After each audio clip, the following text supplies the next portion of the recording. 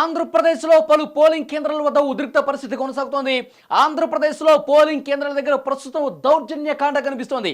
ఆంధ్రప్రదేశ్లో ప్రస్తుతం ఉదయం నుంచి ఎప్పుడైతే 7 గంటలకు పోలింగ్ ప్రారంభమైందో గంటల వ్యవధిలోనే అంటే 7 నుంచి 8 గంటలకు కొంత ప్రశాంతంగా జరిగినప్పటికీ 8 తర్వాత ఉద్రిక్త పరిస్థితులు పెరిగిపోయిన సిచ్యువేషన్ కనిపిస్తుంది. ముఖ్యంగా రాళ్లు రువ్వుకుంటున్నారు. కడప జిల్లాలో రాళ్లు రువ్వుకుంటున్న దృశ్యం ఇక్కడ నీకు స్పష్టంగా ఈ విజువల్లో మీరు చూస్తున్నారు. కడప జిల్లాలో ఒక దగ్గర పోలింగ్ కేంద్రం దగ్గర రాళ్లు రువ్వుకున్నారు, బాహాబాహికి దిగారు, ఘర్షణ పడ్డ విజువల్ ఇక్కడ మనకు కనిపిస్తుంది. 2 పార్టీలకు సంబంధించి వాళ్ళు మొత్తం 2 వర్గాలుగా విడిపోయి ఏ విధంగా దాడులు చేస్తున్నారు. ఇక్కడ గోడ దూకుతున్న దృశ్యం చూస్తున్నాం. కొంతమంది లోపలికి చొచ్చుకుని పోయి ప్రయత్నం చేస్తున్నారు. అక్కడ ఉద్రిక్తత సృష్టించడానికి ప్రయత్నం చేస్తున్న దృశ్యం మనం చూస్తున్నాం. అక్కడ పోలీసులు ఉన్నప్పటికీ కూడా పోలీసులు మనల్ని ఏం చేస్తారులే అని చెప్పి వాళ్ళు పెద్ద ఎత్తున అక్కడ ఘర్షణకి పాల్పడుతున్నటువంటి పరిస్థితి కనిపిస్తుంది. ఈ విజువల్లో కూడా మీరు చూస్తున్నారు. పూర్తి స్థాయిలో ఒక పోలింగ్ కేంద్రం వద్ద దౌర్జన్యకాండకు తెగబడ్డ పరిస్థితి కనిపిస్తుంది. దీనికంటే ముందు కొద్ది నిమిషాల ముందు ఏమైందంటే రాళ్లు రువ్వి ఒక కార్యకర్తకి తీవ్రంగా గాయాలైన పరిస్థితి కనిపిస్తుంది. పోలింగ్ కేంద్రం వద్ద గలాట సృష్టించడానికి, గందరగోళం సృష్టించే ప్రయత్నం చేసినట్టుగా చాలా స్పష్టంగా మనకు కనిపిస్తుంది.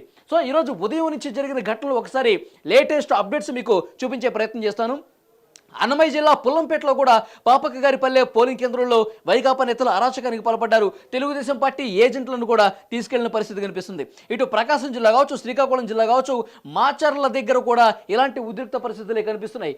ఓవరాల్గా చూసుకుంటే కనుక ఈ ఉద్రిక్త పరిస్థితులు రాష్ట్ర వ్యాప్తంగా కంటిన్యూ అవుతున్నాయి.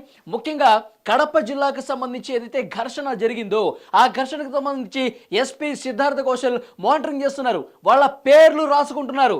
నిన్ననే ప్రెస్ మీట్ పెట్టి చెప్పారు. ఎస్పీ సిద్ధార్థ కౌశల్ చాలా స్పష్టంగా చెప్పారు.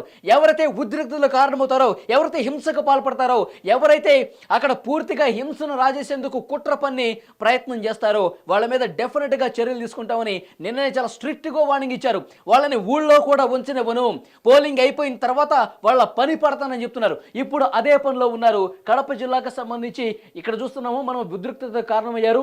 రాళ్లు రువ్వి ప్రత్యర్థి పార్టీలకు సంబంధించి దాడులు చేసే పరిస్థితి ఇక్కడ కనిపిస్తుంది. సిద్ధార్థ కౌశల్ కెమెరాస్ను పెట్టుకుని అంటే ప్రతి పోలింగ్ కేంద్రం దగ్గర, ప్రతి సున్నితమైన ప్రదేశం దగ్గర, ప్రతి హింసాత్మక ఘటన రికార్డు ఉన్నటువంటి పోలింగ్ కేంద్రాల వద్ద కెమెరాస్ ఏర్పాటు చేశారు. ఆ కెమెరా డైరెక్ట్గా ఎస్పీ సిద్ధార్థ కౌశల్ మానిటరింగ్ చేసేటటువంటి ప్రాంతంలో అది కనెక్టివిటీ ఉంది. డెఫినెట్గా ఆయన కంప్యూటర్లో చూస్తూ ఉన్నారు. ఎవరు ఇక్కడ ఘర్షణ రాజేస్తున్నారు, ఏ పార్టీ వాళ్ళు కారణమవుతున్నారు, ఎవరు రాళ్లు రువ్వుతున్నారు, ఎవరు వేట కొడవళ్లతో వెంట పడుతున్నారు. మనకి ఇప్పుడు లేటెస్ట్గా అందుతున్న సమాచారం ప్రకారం పల్నాడు జిల్లాలో, ముఖ్యంగా కడప జిల్లాలో వేట కొడవళ్ళు, రాడ్లు, పెద్ద పెద్ద రాడ్లు పట్టుకొని పోలింగ్ కేంద్రాల దగ్గర హల్చల్ చేస్తున్నారంట. వాటికి సంబంధించిన డీటెయిల్స్ కూడా నోట్ చేసుకుంటున్నారు. వాటికి సంబంధించి పూర్తి ఆధారాలతో ఆ వ్యక్తి ఎవరు, ఆ గ్రామానికి సంబంధించిన వ్యక్తే కాదా, ఇతను బయట ప్రాంతానికి సంబంధించిన వ్యక్తే కాదా, ఏ పార్టీకి సంబంధించిన వ్యక్తి, అతను ఎక్కడ ఉంటాడు, అతని పేరేంటి, ఇవన్నీ పూర్తిగా డీటెయిల్స్ రెడీ చేసుకుంటున్నారు ఎస్పీ సిద్ధార్థ కౌశల్. నిన్న ఏదైతే వార్నింగ్ ఇచ్చారో ఊరి నుంచి తరిమి కొడతాను, ఎవరైనా పిచ్చి పిచ్చి వేషాలు వేస్తే తరిమి కొడతాను, ఊళ్ళో కూడా ఉంచునని చెప్పి చాలా స్పష్టంగా ఆయన ఆదేశాలు ఇచ్చారు. ఆయన స్పష్టంగా అక్కడ ఉన్నటువంటి బలగాలు కూడా ఈ ఇన్ఫర్మేషన్ పాస్ చేసిన పరిస్థితుంది. అయినప్పటికీ కూడా ఇలాంటి ఉద్రిక్తతలు కనిపిస్తున్నాయి. మా పార్టీకే ఎక్కువ ఓట్లు పడాలి, మా పార్టీ ఇక్కడ గెలవాలని చెప్పి పోలింగ్ బూతుల్లో చొచ్చుకుపోయి సామాన్య ఓటర్లను, సాధారణ ఓటర్లను వాళ్ళు భయభ్రాంతులకు గురి చేసే పరిస్థితి చాలా చోట్ల కనిపిస్తోంది. ముఖ్యంగా అలాంటి ప్రాంతాల్లో అన్నీ కూడా నోట్ చేసుకుంటున్నారు. ఆ మనుషులకు సంబంధించి డీటెయిల్స్ నోట్ చేసుకుంటున్నారు. పోలింగ్ అయిపోయిన తర్వాత వాళ్ళ పని పట్టేందుకు దానికి ఆ డీటెయిల్స్, వాళ్ళకి సంబంధించిన సమాచారం మొత్తం కూడా సేకరిస్తున్నట్టుగా తెలుస్తుంది. మరోవైపు ఎన్నికల సంఘం కూడా పూర్తిగా మానిటరింగ్ చేస్తుంది. ఎన్నికల అధికారులకు క్లియర్ కట్గా ఆదేశాలు ఇచ్చింది. పోలీసు బలగాలకు కూడా ఇప్పటికే అదనంగా మోహరించిన పరిస్థితి కనిపిస్తుంది. ఎప్పుడైతే ఉదయం నుంచి ఈ గందరగోళ పరిస్థితి కనిపిస్తుందో తెలుగుదేశం పార్టీ ఏజెంట్లను కిడ్నాప్ చేయడం కావచ్చు, జనసేన పార్టీ ఏజెంట్ను ఒకళ్ళని కిడ్నాప్ చేసి ఊరి నుంచి బయట తీసుకెళ్ళిపోవడం కావచ్చు, కొన్ని చోట్ల రాడ్లతో కొట్టడం, కొన్ని చోట్ల రాళ్లు వేసి కొట్టడం, కొన్ని చోట్ల వేట కొడవళ్లతో వెంటపడటం, ఇవన్నీ చూసిన తర్వాత కేంద్ర ఎన్నికల సంఘం ప్రత్యేకంగా ఆంధ్రప్రదేశ్ మీద దృష్టి పెట్టింది. ఆంధ్రప్రదేశ్లో ఈ పరిస్థితి ఉంటుందని చెప్పి మేము ఎక్స్పెక్ట్ చేయలేదు.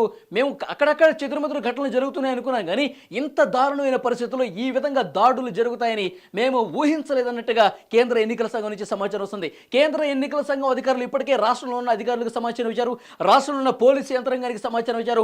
మీకు అవసరమైతే వందల కొద్ది బలగాల్ని మోహరిస్తాము, పక్క రాష్ట్రాల నుంచి కూడా మేము తెప్పిస్తాము, పక్క ప్రాంతాల నుంచి కూడా మేము బలగాలను అదనంగా తీసుకొచ్చి మోహరిస్తాము.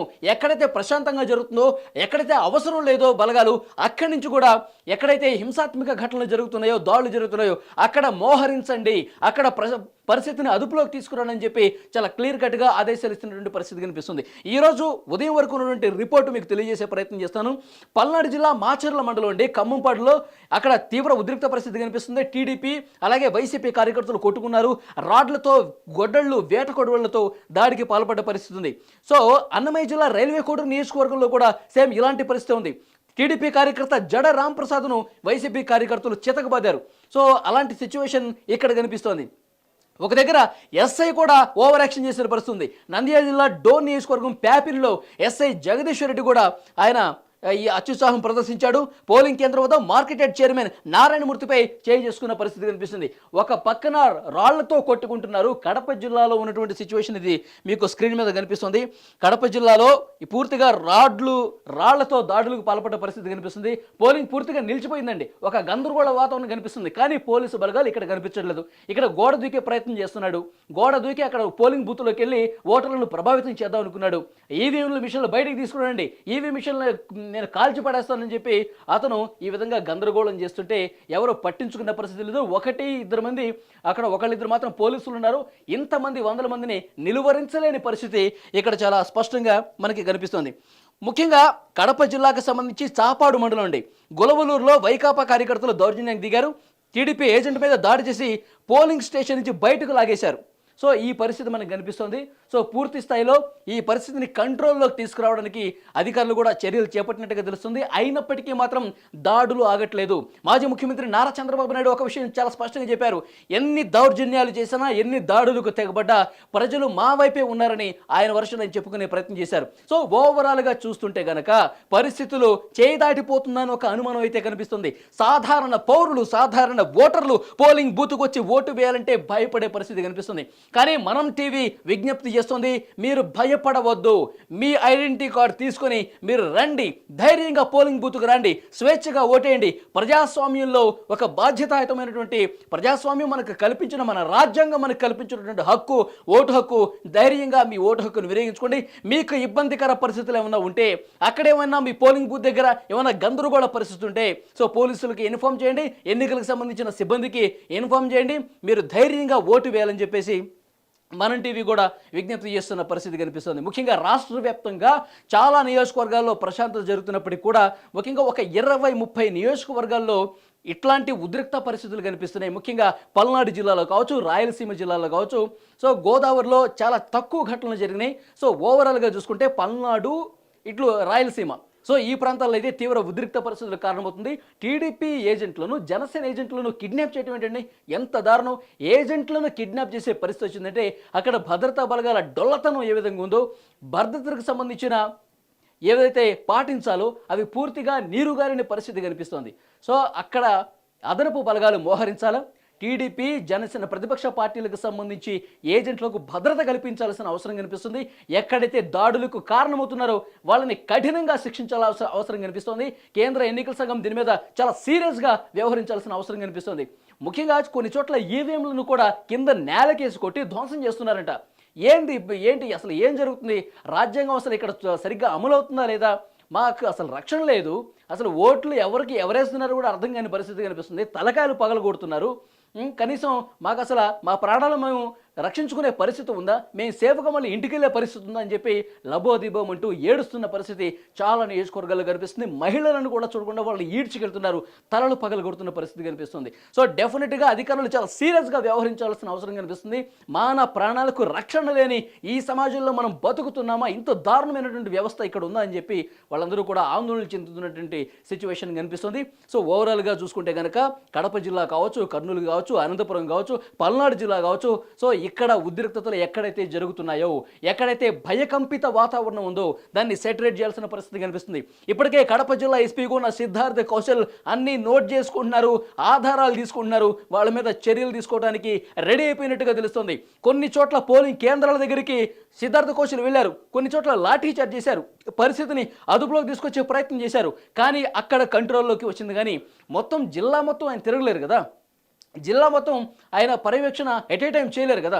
సో డెఫినెట్గా మరిన్ని బలగాల మధ్యలో, ఎందుకంటే ఇప్పటికే ఇంకా మధ్యాహ్నం సమయం అవుతోంది, కానీ పూర్తి స్థాయిలో ఓటింగ్ ప్రక్రియ సజావుగా చాలా చోట్ల జరుగుతున్నప్పుడు కానీ ఇలాంటి చోట్ల మాత్రం కొంత ఇబ్బందికర వాతావరణం కనిపిస్తుంది. సాయంత్రం 6 వరకు ప్రశాంతంగా జరగాలంటే కనుక మరింత క్లియర్ కట్గా అక్కడ దృష్టి పెట్టి బలగాల్ని మోహరించి భద్రత నడుమ, అత్యంత కేంద్ర బలగాల భద్రత నడుమ ఇలాంటి సెన్సిటివ్ ఏరియాస్లో చేయాల్సినటువంటి అవసరం కనిపిస్తోంది. భద్రత మరింత పెంచాల్సిన అవసరం కనిపిస్తుందని ఈ ఘటనలో మనకు ఒక ఉదాహరణగా నిలుస్తున్న సిచ్యువేషన్ కనిపిస్తోంది.